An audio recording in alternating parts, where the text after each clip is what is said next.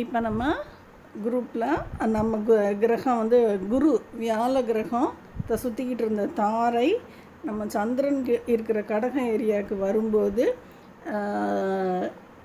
வெடித்து புதன் அப்படிங்கிற கிரகமாக மாறி அந்த புதன் வந்து கன்னி ராசிக்கு வரும்போது சூரியனோட மோதி புரூர வசுங்கிற கிரகமாக மாறி அதுக்கப்புறம் அந்த குரூப்பில் நகுஷன், அந்த நகுஷனுக்கு அப்புறம் யயாதி, அந்த யயாதிக்கு அப்புறம் யதுக்கு அப்புறம்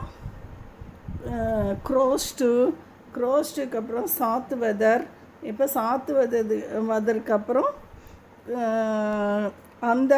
அந்தகன் குரூப்லேருந்து 4 கிரகம் வெடிக்குது. அதில் ஒரு கிரகம் குக்குரன். அந்த குக்குரன் குரூப்பில் புனர்வசுங்கிற கிரகத்துக்கு ஆகுகன் அப்படிங்கிற கிரகம் வெடித்து வெளியே வருது. இந்த ஆகுகன் அப்படிங்கிற கிரகத்துக்கு 2 கிரகங்கள் வெடிக்குது. ஒன்று தேவகன், இன்னொன்று உக்ரசேனன். இந்த தேவகனுக்கு 4 ஆண் கிரகங்களும் 7 பெண் கிரகங்களும் பிறக்கிறாங்க. இந்த 4 ஆண் கிரகங்கள் யாருன்னா தேவவான், உபதேவன், சுதேவன், தேவாதன்.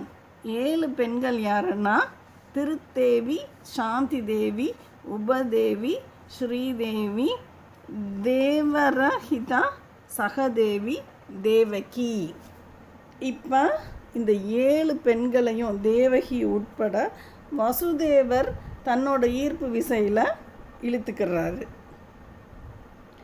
இந்த வசுதேவர் யாருன்னா நம்ம இந்த அந்தகனுக்கு குக்குரன் போக பசமானன்னு ஒரு கிரகம் வெடிக்கும். அந்த கிரகத்திலேருந்து வந்த கிரகம்தான் அந்த வசுதேவர். நான் அதை அதுக்கப்புறம் பார்க்குறேன். இப்போ வந்து இந்த 7 பெண் கிரகங்களையுமே வசுதேவர் தன்னோட ஈர்ப்பு விசையில் இழுத்து சுற்றுறாரு. இது போக எக்கச்சக்க கிரகங்கள் வசுதேவரை சுற்றிக்கிட்டு இருக்காங்க. இந்த வசுதேவருக்கும் தேவகிக்கும் பிறந்தவர் தான் நம்ம 8ஆவதாக பிறந்தவர் தான் நம்ம கிருஷ்ணர்.